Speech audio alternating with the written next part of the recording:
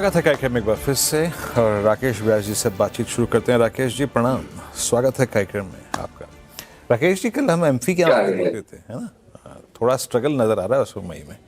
ये पीएमएस में कितने लोग आ रहे हैं आजकल, या अभी थोड़ा मामला ड्राई है आजकल, या आ रहे हैं? नहीं, ये इंडस्ट्री तो थोड़ा सनराइज इंडस्ट्री है वीरेंद्र जी। यहाँ लोग आते रहेंगे क्योंकि अभी भी काफी सारी अपॉर्चुनिटी बची है हमको इन्वेस्टर को सर्व करने के लिए। जैसे म्यूचुअल फंड में हमने स्ट्रॉन्ग ट्रैक्शन देखा है, धीरे धीरे इस इंडस्ट्री में भी मेरे हिसाब से अभी भी कुछ सालों की तेजी बची हुई है। चलिए, समझ गया मैं, आपका उत्तर ले गया मैं। चलिए ठीक है, कोई बात नहीं।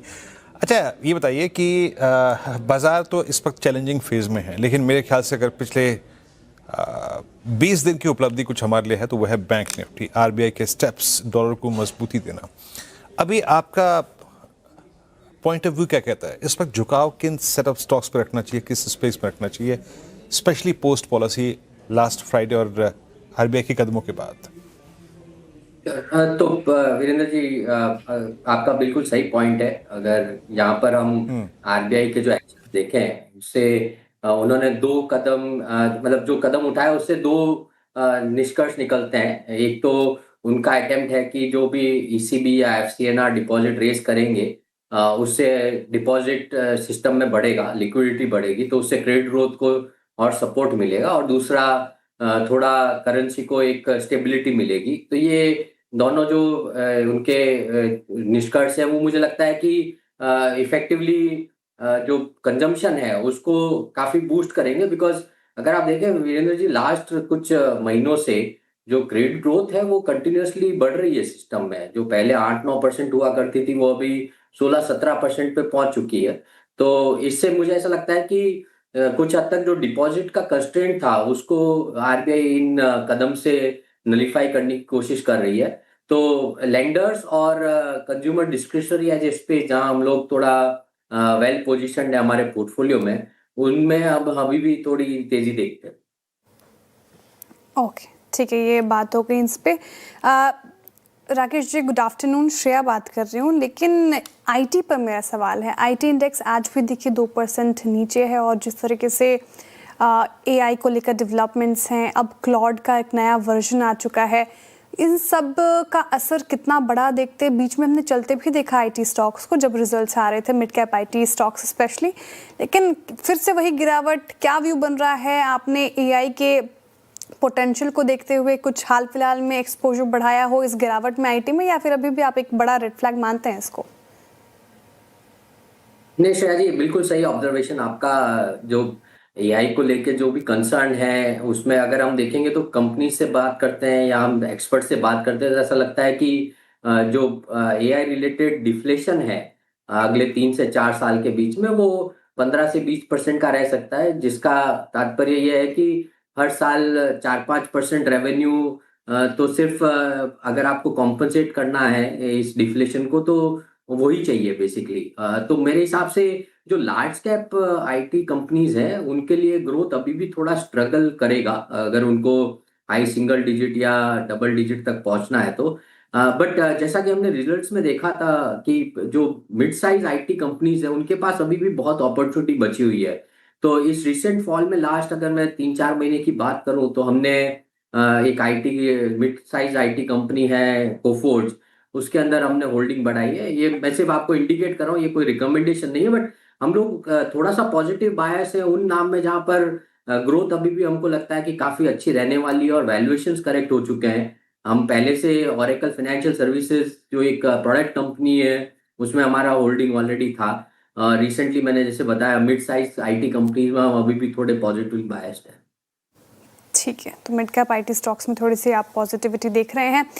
राकेश जी, एक और स्पेस जिसने अच्छी खासी रिटर्न जनरेट की है, इस पावर इक्विपमेंट स्पेस की मैं बात कर रही हूँ। हालांकि पिछले कुछ सत्रों से मुनाफे वसूली का शिकार हुआ ये भी स्पेस, लेकिन क्या ये एक गिरावट में खरीदारी का मौका है? जो भी रिपोर्ट्स देख रही हूँ मैं काफ़ी पॉजिटिव, और ये सारे स्टॉक्स जो स्क्रीन पर फ्लैश हो रहे हैं अभी काफ़ी अच्छा रिटर्न दे चुके हैं। आपकी राय इस पूरे स्पेस को लेकर? जी, हम लोग ऑलरेडी पिछले करीब 1.5-2 साल से पॉजिटिवली बायस थे इस पूरे स्पेस में, क्योंकि हमको लगता है कि यहाँ पर इन्वेस्टमेंट जो है वो बहुत बड़ी तादाद में न सिर्फ इंडिया में बट ग्लोबली भी आने वाला है। जो कि अगर आप देखेंगे तो जो इंक्रीमेंटल पावर डिमांड आ रही है इंडिया में, तो रिन्यूएबल और नॉर्मल पावर डिमांड की वजह से, और ग्लोबली जो डेटा सेंटर का जो प्ले है जहाँ पावर की बहुत ज़्यादा रिक्वायरमेंट होती है, तो उनको लेकर है। तो यहाँ पर हम already Hitachi energy, siemens energy जैसे स्टॉक है, इनमें पॉजिटिवली बायस्ड है। और जैसा कि आपने बताया, इन्होंने अच्छा रिटर्न भी दिया है पिछले कुछ 1 साल के अंदर, और अभी थोड़ा सा इनमें करेक्शन देख रहे हैं, बहुत मामूली सा। बट मुझे लगता है कि अगर आप 5-6 साल व्यू से देखें तो बिजनेस फंडामेंटल्स इन कंपनीज के लिए बहुत स्ट्रांग है अभी भी। वैल्यूएशन एक ऐसा पॉइंट है जहां पर हमको प्राइस पॉइंट के ऊपर थोड़ा सा फोकस करना पड़ेगा। यहाँ पर कुछ स्टॉक में हम अभी भी थोड़ी ज्यादा अपसाइड देख रहे हैं, और कुछ में हम हो सकता है कि थोड़ा ऊपर लेवल पे प्रॉफिट बुकिंग कर सकते हैं। अच्छा राकेश जी, हमें सिर्फ इक्विटी ही नहीं, अगर आप कंपेयर करें इस साल के शुरू से, तो एक गोल्ड में भी बहुत बड़ा सब्सटेंशियल डिप आया है ना। वो तो भारतीय लोगों को ज़्यादा महसूस नहीं हो रहा है क्योंकि अभी भी 1.5 लाख दिखाई दे रहा है स्क्रीन पे मोटा मोटी, बट अंतर्राष्ट्रीय प्राइस को देखें तो वो तो काफ़ी नीचे आया है। गोल्ड अपने साथ नीचे आता है तो और कुछ अगर आप देखें तो थोड़ा लोग वहाँ शिफ्ट होते हैं।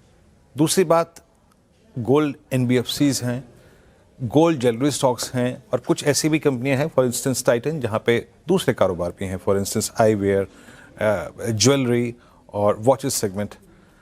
गोल्ड को और उससे उभरते हुए विकल्पों को आप कैसे देख रहे हैं इस वक्त? बिल्कुल, आप जैसे सही बता रहे हैं वीरेंद्र जी। कुछ समय से गोल्ड बहुत तेजी में था। लास्ट ऑलमोस्ट 1 साल हमने उसमें काफी तेजी देखी, और उनकी वजह से उनसे जो एसोसिएटेड बिजनेसेस हैं उनमें भी हमने बहुत ग्रोथ देखी है। और सिर्फ गोल्ड एनबीएफसी की बात नहीं करूंगा, बट जनरली अगर हम gold loan as a segment देखें तो उसमें भी हमने पिछले करीब 12 से 18 महीने में बहुत स्ट्रांग अपसाइड देखी है। उसका प्राइमरी रीजन गोल्ड प्राइस है।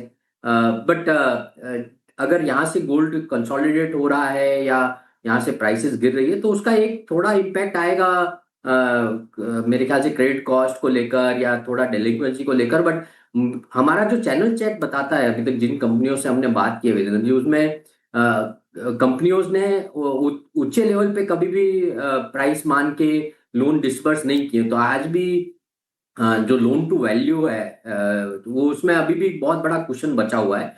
और जहां तक ज्वेलरी स्टॉक्स की बात है, मेरे ख्याल से ज्यादातर सारे लोग गोल्ड प्राइस को हेज करके रखते हैं, और अगर किसी ने हेज नहीं किया है अपने पूरे गोल्ड इन्वेस्टमेंट को, तो वहां पर उसमें मार्जिन में एक रिस्क हो सकता है। बट जो लार्ज मैंने कंपनीज को ट्रैक किया अभी तक, उनमें काफी लोग गोल्ड को ऑलरेडी हेज करके रखते हैं, तो उसमें मार्जिन में उतना बड़ा इम्पैक्ट नहीं आएगा।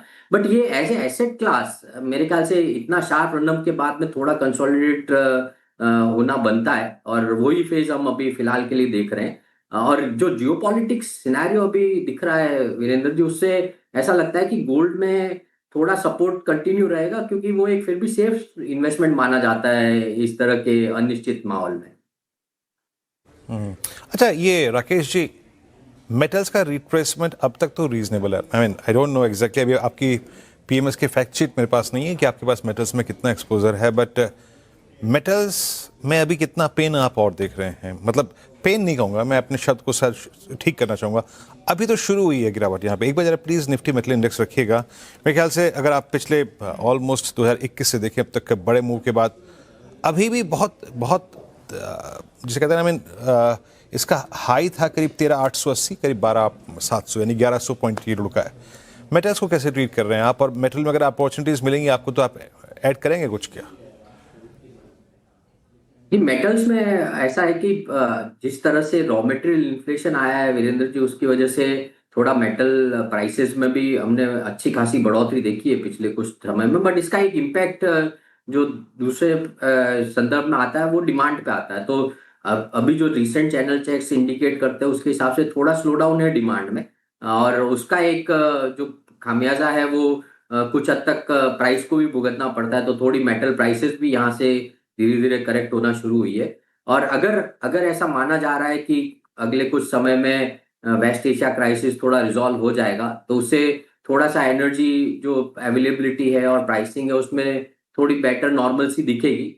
मैं ये नहीं कहूंगा कि हम प्री वॉर लेवल पे चले जाएंगे, बट यहाँ के लेवल से थोड़ा सा हमको सैनिटी दिखेगी। तो उसका एक इम्पैक्ट मेटल प्राइसेस पे भी दिखेगा, उसमें भी एक हो सकता है थोड़ा करेक्शन दिखे। तो फिलहाल के लिए मेटल थोड़ा कंसोलिडेशन फेज में रहेगा मेरे ख्याल से। तो अच्छे प्राइस पॉइंट अगर यहाँ से नीचे पे मिलेंगे तो हम ऐड कर सकते हैं, बट अभी के लिए हम लोग थोड़ा अवॉइड कर रहे हैं। ओके, फिलहाल मेटल्स पर ये व्यू। मीनवाइल मार्केट में थोड़ा प्रेशर ज़्यादा बढ़ गया है, अब मात्र 48 अंक ऊपर, 33 अंक ऊपर रह गया है बैंक निफ्टी। और निफ्टी लेकर आइए स्क्रीन पर। निफ्टी ऑलमोस्ट अब अगर आप देखें तो 62-70 अंक नीचे और बैंक निफ्टी मात्र 40 अंक ऊपर। तो प्रेशर बनता हुआ कल की जैसे हमने तस्वीरें देखी थी वैसे ही फिर से आज देखने को मिल रही है। Rakesh ji, quick commerce space को लेकर आपका क्या व्यू है? अब तो जेप्टो भी मार्केट में आने की पूरी तैयारी कर रहा है। इटर्नल, स्विगी काफ़ी अपने हाई से करेक्ट हो गए हैं। बहुत ही चर्चाएं थी कि वैल्यूएशन कंफर्ट नज़र नहीं आ रहा। अब क्या इस गिरावट के बाद वैल्यूएशन में कंफर्ट देख रहे हैं आप? और क्विक कॉमर्स स्पेस को लेकर आपका व्यू? नहीं, हम लोग काफी समय से इस स्पेस पे पॉजिटिव है श्रेया जी। और जैसा कि आपने बोला, जो प्राइस है उसमें हमने काफी सारा करेक्शन भी देखा है। तो अगर मैं लार्ज क्विक कॉमर्स प्लेस में तीन जो प्लेयर है उनकी बात करूं तो उसमें से जो सबसे लार्जेस्ट है इटर्नल, वो ऑलरेडी एबिटा लेवल पे प्रॉफिटेबल है, जो कि अपने आप में एक बहुत बड़ी उपलब्धि है, क्योंकि वो बहुत अच्छे तरह से ग्रो भी कर रहे हैं और प्रॉफिटेबिलिटी अच्छे मैनेज कर रहे हैं। और अभी हमने जब जेप्टो के जो डीआरएसपी फाइल हुआ उसके बाद नंबर्स देखे हैं, तो ऐसा लग रहा है कि इस बिजनेस में प्रॉफिटेबिलिटी लाने के लिए आपको बहुत कड़ी मेहनत करनी पड़ेगी। और उस हिसाब से इटर्नल का जो आज का भाव है उसमें क्विक कॉमर्स को उतनी वैल्यू नहीं मिल रही है जितनी वो डिजर्व करता है। तो अब हम अभी भी उसमें पॉजिटिव बायस्ड हैं। जहाँ तक स्विगी की बात करूँ तो स्टॉक में फिलहाल के लिए ऐसा माना जा रहा है प्राइसिंग को देखकर कि क्विक कॉमर्स बिजनेस के लिए कोई खास वैल्यू नहीं है। बट मेरा एक दूसरा सोच ऐसा है कि अगर जेप्टो इस माहौल में अगर कैपिटल रेज कर पाएगा तो उसका एक रब ऑफ इम्पैक्ट स्विगी पर भी आना चाहिए। और क्योंकि इन दोनों जो लिस्टेड कंपनीज है इन दोनों के पास में कैश बैलेंस बहुत स्ट्रांग है to sustain growth and to continue to drive investment. तो इन दोनों बिजनेसेस या कंपनीज को फूड डिलीवरी का जो प्रॉफिटेबिलिटी है उसका भी एक बड़ा सहारा मिलता है, जो कि क्विक कॉमर्स में वो री इन्वेस्ट कर सकते हैं। तो यहाँ पर ये दोनों जो कंपनीज है उसमें हम पॉजिटिवली बायस्ड हैं। हम इटर्नल में काफी लंबे समय से इन्वेस्टर हैं और यहाँ पर ये भाव हमको थोड़ा और अट्रैक्टिव ही लगता है। ओके, पॉजिटिव है स्पेस को लेकर भी। बहुत शुक्रिया राकेश जी आज जुड़ने के लिए हमारे साथ, तमाम धन्यवाद। सवालों के इतनी अच्छी तरीके से जवाब देने के लिए। And have a good evening to you.